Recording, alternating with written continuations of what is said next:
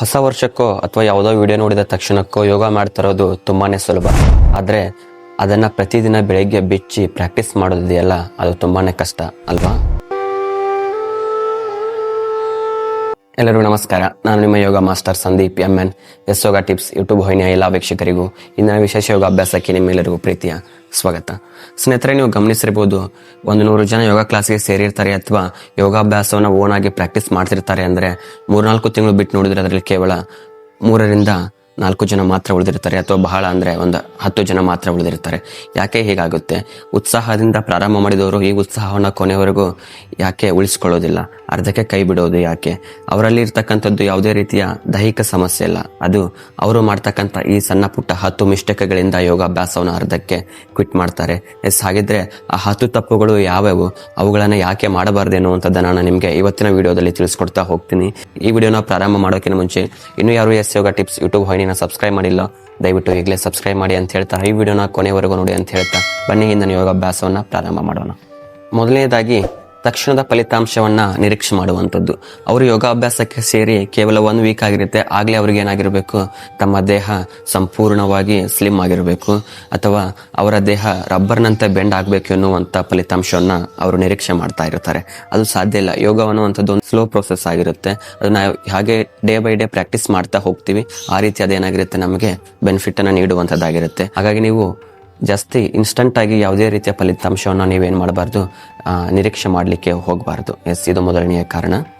ಎರಡನೆಯ ಕಾರಣ, ಇತರರೊಂದಿಗೆ ಹೋಲಿಕೆ ಮಾಡಿಕೊಳ್ಳುವಂಥದ್ದು.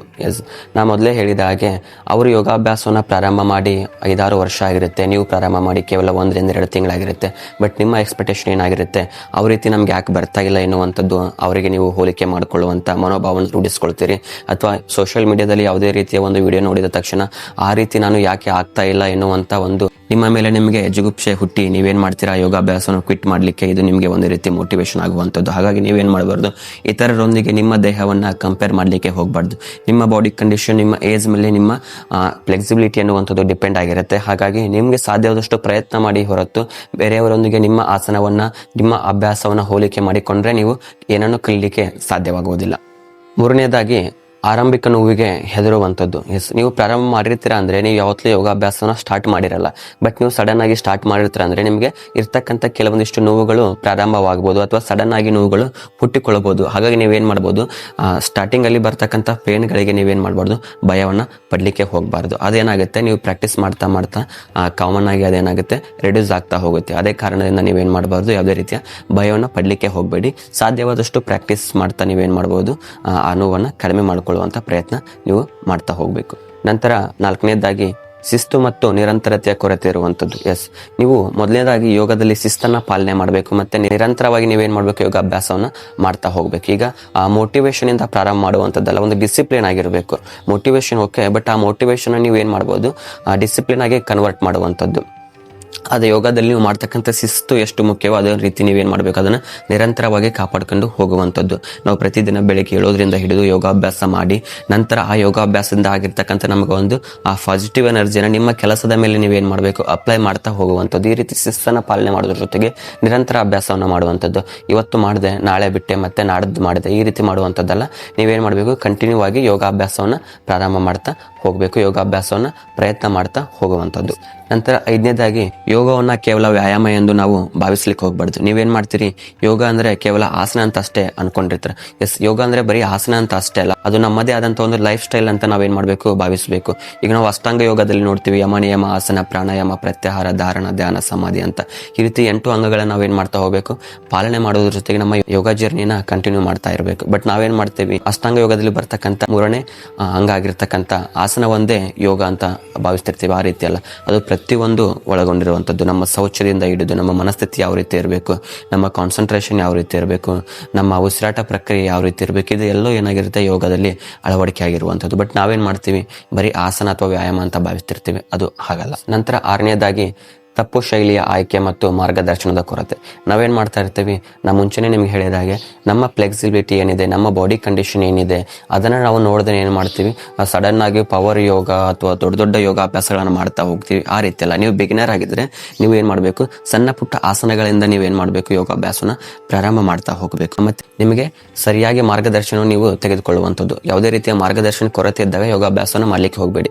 ಈ ರೀತಿ ವಿಡಿಯೋ ನೋಡಿ ಏನಾದರೂ ಮಾಡಿ, ಅಥವಾ ಯೋಗ ಗುರುಗಳ ಮೂಲಕ ಅಭ್ಯಾಸ ಮಾಡುವಂಥದ್ದು, ಅಥವಾ ಯೋಗ ಕ್ಲಾಸ್ಗೆ ಹೋಗಿ ಅಭ್ಯಾಸ ಮಾಡುವಂಥದ್ದು, ಅಟ್ಲೀಸ್ಟ್ ಆನ್ಲೈನ್ ಕ್ಲಾಸ್ ಆದರೂ ನೀವೇನು ಮಾಡಬೇಕು, ಅಟೆಂಡ್ ಆಗಿ ಯೋಗಾಭ್ಯಾಸವನ್ನು ಮಾಡುವಂಥ ಪ್ರಯತ್ನವನ್ನು ಮಾಡಬೇಕು. ಒಬ್ಬೊಬ್ಬರೇ ಆಗಿ ನೀವೇನು ಮಾಡಬಾರ್ದು, ಯೋಗಾಭ್ಯಾಸವನ್ನು ಮಾಡಲಿಕ್ಕೆ ಹೋಗಬಾರ್ದು. ನಿಮಗೆ ಒಂದಿಷ್ಟು ದಿನಗಳ ಕಾಲ ಅಥವಾ 1-2 ತಿಂಗಳ ಕಾಲ ನಿಮ್ಗೆ ಏನಾಗಿರಬೇಕು, ಯೋಗ ಟೀಚರ್ ಒಂದಿಗೆ ನೀವು ಯೋಗ ಕಲಿತಿರ್ತಕ್ಕಂಥ ಎಕ್ಸ್ಪೀರಿಯನ್ಸ್ ನಿಮ್ಮಲ್ಲಿ ಇದ್ದರೆ ನೀವು ಮುಂದೆ ಮಾಡ್ತಕ್ಕಂಥ ಯೋಗ ಅಭ್ಯಾಸವು ನಿಮ್ಮ ಜರ್ನಿ ಖಂಡಿತವಾಗಿಯೂ ಸರಿಯಾಗಿ ಇದ್ದೇ ಇರುತ್ತೆ. ಹಾಗಾಗಿ ತಪ್ಪು ಶೈಲಿಯ ಆಯ್ಕೆಯನ್ನು ಮಾಡ್ಲಿಕ್ಕೆ ಹೋಗಬೇಡ್ರಿ. ಮತ್ತೆ ಶಿಕ್ಷಕರ ಜೊತೆ ಕಲೀಲಾರ್ದೇ ಸಡನ್ ಆಗಿ ನೀವಾಗ್ಲೇ ಓನ್ ಅಭ್ಯಾಸವನ್ನ ಮಾಡಬಾರ್ದು. ಸಾಧ್ಯವಾದಷ್ಟು ಪ್ರಯತ್ನ ಮಾಡ್ತಾ ಹೋಗಿ ಟೀಚರ್ ಜೊತೆ ಕಲೀಲಿಕ್ಕೆ. ನಂತರ 7ನೇದಾಗಿ ನಿರ್ದಿಷ್ಟ ಗುರಿ ಇಲ್ಲದೆ ಇರುವಂಥದ್ದು. ನೀವೇನು ಮಾಡ್ತೀರಾ, ಯೋಗಾಭ್ಯಾಸವನ್ನು ಯಾಕೆ ಪ್ರಾರಂಭ ಮಾಡಿರ್ತೀರ ಅನ್ನುವಂಥದ್ದು ನಿಮಗೆ ಗೊತ್ತಿರಲ್ಲ. ಹಾಗೆ ರೀತಿ ನೀವೇನು ಮಾಡ್ತೀರಾ, ಯೋಗಾಭ್ಯಾಸವನ್ನು ಪ್ರಾರಂಭ ಮಾಡಿರ್ತೀರಾ. ಹಾಗಾಗಿ ಆ ರೀತಿ ತಪ್ಪನ್ನು ಮಾಡ್ಲಿಕ್ಕೆ ಹೋಗ್ಬಾರ್ದು. ನಿಮಗೆ ಒಂದು ನಿರ್ದಿಷ್ಟ ಗುರಿ ಅನ್ನುವಂಥದ್ದು ಇರಬೇಕು. ನಿರ್ದಿಷ್ಟ ಗುರಿ ಇದೆ ಅಂದ ಮಾತ್ರಕ್ಕೆ ನೀವು ಹೆಂಗೆ ಬೇಕಂಗೆ ಆ ಗುರಿ ತಲುಪಬೇಕನ್ನೋ ಕಾರಣಕ್ಕೆ ಯೋಗ ಮಾಡುವಂಥದ್ದಲ್ಲ. ನಿಮಗೆ ಒಂದು ಕ್ಲಾರಿಟಿಯನ್ನು ಇರಬೇಕು, ಒಂದು ಉದ್ದೇಶ ಅನ್ನುವಂಥದ್ದು ಇರಬೇಕು. ನಾ ಯಾಕೆ ಯೋಗಾಭ್ಯಾಸ ಪ್ರಾರಂಭ ಮಾಡಿದ್ದೀನಿ, ಮೆಂಟಲ್ ಹೆಲ್ತ್ಗೋಸ್ಕರ ಮಾಡಿದ್ದೇನೆ, ಅಥವಾ ನಮ್ಮ ಬಾಡಿ ವೇಟನ್ನು ರೆಡ್ಯೂಸ್ ಮಾಡ್ಲಿಕ್ಕೋಸ್ಕರ ಮಾಡಿದ್ದೇನೆ, ಕಾನ್ಸಂಟ್ರೇಷನ್ ಇಂಪ್ರೂವ್ ಮಾಡ್ಲಿಕ್ಕೋಸ್ಕರ ಮಾಡಿದ್ದೇನೆ, ಅಥವಾ ನಮಗೆ ಇನ್ಸೋಮಿನಿಯಾ, ಬ್ಯಾಕ್ ಪೇನ್ ಈ ರೀತಿ ಸಮಸ್ಯೆ ಕಾಡ್ತಾ ಇರುತ್ತೆ, ಅದನ್ನ ರೆಡ್ಯೂಸ್ ಮಾಡ್ಲಿಕ್ಕೆ ಮಾಡಿದ್ದೇನೆ ಎನ್ನುವಂತ ನಿಮ್ಗೆ ಏನಾಗಿರ್ಬೇಕು, ಒಂದು ಸ್ಪಷ್ಟ ಉದ್ದೇಶ ನಿಮಗೆ ಗೊತ್ತಿರಬೇಕು. ಅಂದ್ರೆ ನಿಮ್ಗೆ ಏನಾಗುತ್ತೆ, ಅದರ ರಿಸಲ್ಟ್ ನಿಮಗೆ ಡೇ ಬೈ ಡೇ ಗೊತ್ತಾಗ್ತಾ ಹೋಗುತ್ತೆ. ಬಟ್ ನೀವು ಯಾಕೆ ಯೋಗ ಮಾಡ್ತಿದ್ದೀರಿ ಎನ್ನುವಂಥದ್ದು ನಿಮಗೆ ಗೊತ್ತಿಲ್ಲ ಅಂದ್ರೆ ಅದು ನಿಮಗೆ ಬೆನಿಫಿಟ್ ಎನ್ನುವಂಥದ್ದು ಏನಾಗಲ್ಲ, ಯಾವ ರೀತಿ ಬರುತ್ತೆ ಅನ್ನುವಂಥದ್ದು ನಿಮಗೆ ಗಮನಕ್ಕೆ ಬರೋದಿಲ್ಲ. ಹಾಗಾಗಿ ನೀವೇನ್ ಮಾಡಬೇಕು, ಆ ನಿರ್ದಿಷ್ಟ ಗುರಿಯ ಕಡೆ ಗಮನ ಇರಲಿ. ನಂತರ 8ನೇದಾಗಿ ದೈಹಿಕ ಸಾಮರ್ಥ್ಯವನ್ನ ಮೀರಿ ಪ್ರಯತ್ನ ಮಾಡುವಂಥದ್ದು. ನಾನು ನಿಮಗೆ ಮುಂಚಿತವಾಗಿ ಹೇಳಿದ್ದೇನೆ, ನಮ್ಮ ಕೆಪಾಸಿಟಿ ಎಷ್ಟಿದೆ ನಾವೇನು ಮಾಡಬೇಕು ಅಷ್ಟೇ ಪ್ರಾಕ್ಟೀಸನ್ನು ಮಾಡುವಂಥದ್ದು. ಯಾರೋ ದಿನಕ್ಕೆ 4 ತಾಸು ಪ್ರಾಕ್ಟೀಸ್ ಮಾಡ್ತಾರೆ, 3 ತಾಸು ಪ್ರಾಕ್ಟೀಸ್ ಮಾಡ್ತಾರೆ ಅನ್ನುವಂಥ ಉದ್ದೇಶದಿಂದ ನಾವು ಮಾಡಲಿಕ್ಕೆ ಹೋಗಬಾರ್ದು. ನಾವೇನು ಮಾಡಬೇಕು, ನಮ್ಮ ಬಾಡಿ ಕಂಡೀಷನ್ ಎಷ್ಟಿದೆ, ನಮಗೆ ಎಷ್ಟು ಮಾಡಿದರೆ ಸಮಾಧಾನ ಅನಿಸುತ್ತೆ ಅಷ್ಟೇ ನಾವೇನು ಮಾಡಬೇಕು, ಅಭ್ಯಾಸ ಮಾಡುವಂಥದ್ದು. ನೀವು ಬಹಳ ಸುಸ್ತಾಗಿ ಫುಲ್ಲು ದಣಿವು ಮಾಡಿಕೊಂಡು ನಿಮ್ಗೆ ಇನ್ನೇನು ಹೇಳೋಕ್ಕೆ ಬರ್ತಿರಲ್ಲ ಅಷ್ಟು ಯೋಗ ಅಭ್ಯಾಸ ಮಾಡುವಂಥ ಅವಶ್ಯಕತೆ ಇಲ್ಲ. ಆರಾಮಾಗಿ ದಿನಕ್ಕೆ 10 ಆಸನ ಮಾಡಿ, 5 ಆಸನ ಮಾಡಿ, ಆರಾಮಾಗಿ ಕೂಲಾಗಿ ನೆಮ್ಮದಿಯಿಂದ ಯೋಗಾಭ್ಯಾಸವನ್ನ ಮಾಡುವಂಥದ್ದು. ಹಾಗಾಗಿ ನೀವೇನು ಮಾಡಬೇಕು, ನಿಮ್ಮ ಶಕ್ತಿಯನ್ನು ಮೀರಿ ಯೋಗಾಭ್ಯಾಸನ ಮಾಡಲಿಕ್ಕೆ ಹೋಗ್ಲಿಕ್ಕೆ ಹೋಗಬೇಡಿ. ನಿಮ್ಮ ಶಕ್ತಿ ಎಷ್ಟಿದೆ ಅಷ್ಟು ನೀವು ಅಭ್ಯಾಸ ಮಾಡಿ. ನೀವು ಯೋಗಾಭ್ಯಾಸ ಮಾಡಿದ ನಂತರ ನಿಮಗೆ ಮುಂದೆ ಏನಾದರೂ ಕೆಲಸ ಮಾಡಲಿಕ್ಕೆ ನಿಮ್ಗೆ ಇನ್ನೂ ಸಹಾಯ ಆಗಬೇಕು, ಉತ್ಸಾಹ ಹೆಚ್ಚಾಗಬೇಕು, ಹಂಗೆ ನೀವೇನು ಮಾಡಬೇಕು, ಯೋಗಾಭ್ಯಾಸನ ಮಾಡಬೇಕು. ಬಟ್ ನೀವೇನು ಮಾಡ್ತೀರಾ, ತಪ್ಪಾದ ಪ್ರಾಕ್ಟೀಸ್ ಮಾಡಿ, ಉಸಿರಾಟದ ಕಡೆ ಗಮನ ಇಲ್ಲಾರ್ದೇ ಪ್ರಾಕ್ಟೀಸ್ ಮಾಡಿ, ಈ ರೀತಿ ಮಿಸ್ಟೇಕ್ಗಳನ್ನು ಮಾಡ್ತಾ ನೀವೇನಾಗ್ತಾರೆ, ನೆಕ್ಸ್ಟ್ ನಿಮಗೆ ಏನು ಕೆಲಸ ಮಾಡಲಿಕ್ಕೆ ಇಂಟ್ರೆಸ್ಟ್ ಬರಲ್ಲ. ಆ ರೀತಿ ಯೋಗಾಭ್ಯಾಸನ ನೀವೇನು ಮಾಡಬಾರ್ದು, ಪ್ರಾಕ್ಟೀಸ್ ಮಾಡಲಿಕ್ಕೆ ಹೋಗಬಾರ್ದು. ನಂತರ 9ನೇದಾಗಿ ಆಹಾರ ಪದ್ಧತಿಯಲ್ಲಿ ಏನನ್ನೂ ಬದಲಾವಣೆ ಮಾಡದೆ ಯೋಗಾಭ್ಯಾಸವನ್ನು ಪ್ರಾರಂಭ ಮಾಡುವುದು. ನಿಮಗೆ ಗೊತ್ತಿರಲಿ, ನಮ್ಮ ಮನಸ್ಥಿತಿ, ನಮ್ಮ ದೇಹದ ಸ್ಥಿತಿ ಸಂಪೂರ್ಣವಾಗಿ ಆಹಾರದ ಮೇಲೆ ನಿಂತಿದೆ. ಹಾಗಾಗಿ ನಾವು ಯೋಗಾಭ್ಯಾಸನ ಪ್ರಾರಂಭ ಮಾಡಿರ್ತೀವಿ ಅಂದರೆ ಅದಕ್ಕೆ ತಕ್ಕಂಥ ಸಾತ್ವಿಕ ಆಹಾರ ಆಗಿರ್ಬೋದು, ಮಿತಾಹಾರ ಅಂತ ಕರಿತೀವಿ, ಈ ರೀತಿ ಆಹಾರವನ್ನು ನಾವೇನು ಮಾಡಬೇಕು, ತಿಂತಾ ಹೋಗಬೇಕು. ಅಂದಾಗ ನಮಗೇನಾಗುತ್ತೆ, ಆ ಆಹಾರಕ್ಕೂ ಮತ್ತು ಯೋಗಾಭ್ಯಾಸಕ್ಕೂ ಒಂದಕ್ಕೊಂದು ಲಿಂಕ್ ಆಗಿ ನಿಮಗೆ ಕಂಟಿನ್ಯೂ ಮಾಡಲಿಕ್ಕೆ ಹೆಲ್ಪ್ ಆಗುವಂಥದ್ದು. ನೀವೇನು ಮಾಡ್ತೀರಾ, ಯೋಗಾಭ್ಯಾಸವನ್ನು ಮುಗಿಸ್ತೀರಾ, ಅಲ್ಲಿ ಹೋಗಿ ಫಾಸ್ಟ್ ಫುಡ್ ತಿಂತೀರಾ, ಪಾನಿಪುರಿ ತಿಂತೀರಾ, ಫ್ರೈಡ್ ಫುಡ್ ತಿಂತೀರಾ, ಈ ಪ್ರೊಸೆಸ್ಡ್ ಫುಡ್ ತಿಂತೀರಾ. ಈ ರೀತಿ ಮಾಡೋದ್ರಿಂದ ಏನಾಗಲ್ಲ, ನಿಮಗೆ ಮಾಡ್ತಕ್ಕಂಥ ಕೆಲಸಕ್ಕೂ ನೀವು ತಿಂತಕ್ಕಂಥ ಆಹಾರಕ್ಕೂ ಒಂದಕ್ಕೊಂದು ಲಿಂಕ್ ಇರೋದಿಲ್ಲ. ಅದೇನು ಮಾಡುತ್ತೆ, ನೀವು ಇಲ್ಲಿ ಏನನ್ನ ಇಂಪ್ರೂವ್ ಮಾಡಲಿಕ್ಕೆ ನೀವು ಯೋಗಾಭ್ಯಾಸವನ್ನು ಮಾಡ್ತಿರ್ತೀರ, ಆ ರೀತಿ ಆಹಾರಗಳೇನಾಗುತ್ತೆ ಅಲ್ಲಿ ನಮಗೆ ತೊಂದರೆನ ಮಾಡ್ತಕ್ಕಂಥದ್ದು. ಹಾಗಾಗಿ ಊಟದ ಸಮಯವನ್ನು ಕಂಪಲ್ಸರಿ ನಾವೇನು ಮಾಡಬೇಕು, ಪಾಲನೆ ಮಾಡಬೇಕು. ಏನನ್ನ ತಿನ್ನಬೇಕು, ಏನನ್ನ ತಿನ್ನಬಾರ್ದು ಎನ್ನುವಂಥದ್ರ ಬಗ್ಗೆ ನಮಗೇನಾಗಿರಬೇಕು, ಸಂಪೂರ್ಣವಾಗಿ ಗಮನ ಇರಬೇಕು. ಇದು 9ನೇದ್ದು. ನಂತರ 10ನೇದ್ದು, ಇದು ಸಮಯದ ನೆಪ. ನಾವೇನು ಮಾಡ್ತೀವಿ, ನಮಗೆ ನಾವೇ ಕಾಂಪ್ರಮೈಸ್ ಆಗ್ತಾ ಇರ್ತೀವಿ. ಬೆಳಗ್ಗೆ 6 ಗಂಟೆಗೆ ಅಲಾರಾಮ್ ಇಟ್ಕೊಂಡಿರ್ತೀವಿ, ಎದ್ದ ತಕ್ಷಣ ಇನ್ನೊಂದು 10 ನಿಮಿಷ ಮಲಗಿಬಿಡೋಣ, ಇನ್ನೊಂದು 20 ನಿಮಿಷ ಮಲಗಿಬಿಡೋಣ. ಈ ರೀತಿ ಕಾರಣಗಳ ನಮಗೆ ನಾವೇ ನೆಪ ಮಾಡ್ಕೊಂಡು ಏನು ಮಾಡ್ತೀವಿ, ಸಮಯದ ನೆಪವನ್ನು ಹುಡುಕಿ ಯೋಗಾಭ್ಯಾಸವನ್ನು ಬಿಡಲಿಕ್ಕೆ ಇದೊಂದು ಮುಖ್ಯವಾದಂಥ ಕಾರಣ. ಹಾಗಾಗಿ ನೀವೇನು ಮಾಡಬೇಕು, ನೀವು 6 ಗಂಟೆಗೆ ಎದ್ದು ಕೆಲಸಕ್ಕೆ ಹೋಗ್ತೀರಾ, ನೀವೇನು ಮಾಡಿ 5 ಗಂಟೆಗೆ ಎದ್ದು 6 ಗಂಟೆವರೆಗೂ ಯೋಗಾಭ್ಯಾಸವನ್ನು ಮಾಡಿ. 7 ಗಂಟೆಗೆ ಎದ್ದು ಕೆಲಸಕ್ಕೆ ಹೋಗ್ತೀರಾ, 6 ಗಂಟೆಗೆ ಎದ್ದು 7 ಗಂಟೆವರೆಗೂ ನೀವೇನು ಮಾಡಿ, ಯೋಗಾಭ್ಯಾಸವನ್ನು ಮಾಡಿ. ನೀವು ಎಷ್ಟಕ್ಕೆ ಕೆಲಸಕ್ಕೆ ಹೋಗ್ತೀರಾ ಅಂದ್ರೆ ಅದಕ್ಕಿಂತ ಮುಂಚೆ 1 ಅವರ್ ಬೇಗ ಎದ್ದು ಯೋಗಾಭ್ಯಾಸ ಮಾಡಿ, ಏನೂ ತೊಂದರೆ ಇಲ್ಲ. ಹಾಗಾಗಿ ನೀವೇನು ಮಾಡಬಾರ್ದು, ಸಮಯದ ನೆಪವನ್ನು ಒಡ್ಡಿ ಯೋಗಾಭ್ಯಾಸವನ್ನು ಕ್ವಿಟ್ ಮಾಡಲಿಕ್ಕೆ ಹೋಗ್ಬೇಡ್ರಿ. ನಿಮ್ಗೆ ಎಷ್ಟು ಸಾಧ್ಯವಾಗುತ್ತೋ ಅಷ್ಟು ದಿನಕ್ಕೆ ಒಂದು ಅರ್ಧ ಗಂಟೆನಾದರೂ ಯೋಗಾಭ್ಯಾಸವನ್ನು ಮಾಡಿ, ಯಾವುದೇ ಕಾರಣಕ್ಕೂ ನಿಲ್ಲಿಸ್ಲಿಕ್ಕೆ ಹೋಗ್ಬೇಡಿ.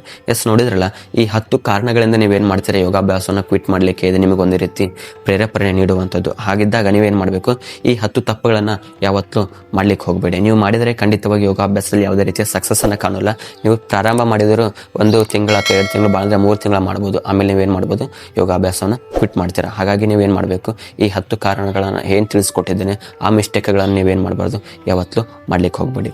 ನೋಡಿದ್ರಲ್ಲ, ಇದಾಗಿತ್ತು ಇವತ್ತಿನ ಯೋಗಾಭ್ಯಾಸದಲ್ಲಿ ನಾನು ನಿಮಗೆ ತಿಳಿಸಿಕೊಡುವಂಥ ಯೋಗಾಭ್ಯಾಸವನ್ನು ಕ್ವಿಟ್ ಮಾಡಲಿಕ್ಕೆ ಇರುವಂಥ 10 ಕಾರಣಗಳು ಅಂತ. ಇನ್ನೂ ಸಾಕಷ್ಟು ಕಾರಣಗಳಿವೆ, ಇವು ಮೇನ್ ಆಗಿ ನಾನು ನಿಮಗೆ ಆಯ್ಕೆ ಮಾಡಿಕೊಂಡಿರುವಂಥದ್ದು. ಈ ರೀತಿ ಹೆಚ್ಚಿನ ಮಾಹಿತಿಗಾಗಿ ನಮ್ಮ ಎಸ್ ಯೋಗ ಟಿಪ್ಸ್ ಯೂಟ್ಯೂಬ್ ವಾಹಿನಿಯನ್ನು ಸಬ್ಸ್ಕ್ರೈಬ್ ಮಾಡಿ ಮತ್ತು ಈ ವಿಡಿಯೋನ ಇತರರೊಂದಿಗೆ ಹಂಚಿಕೊಳ್ಳಿ. ಯಾರು ಯೋಗಾಭ್ಯಾಸವನ್ನು ಕ್ವಿಟ್ ಮಾಡಿರ್ತಾರೆ ಅವರಿಗೆ ಹಂಚಿ, ಮತ್ತು ಈ ವಿಡಿಯೋನ ಲೈಕ್ ಮಾಡಿ, ನಿಮ್ಮ ಅನಿಸಿಕೆಯನ್ನು ಕಮೆಂಟ್ ಬಾಕ್ಸಲ್ಲಿ ಕಮೆಂಟ್ ಮಾಡಿ ಅಂತ ಹೇಳ್ತಾ ಎಲ್ಲರಿಗೂ ನಮಸ್ಕಾರ. ಎಲ್ಲರಿಗೂ ಒಳ್ಳೆಯದಾಗಲಿ. ಧನ್ಯವಾದಗಳು.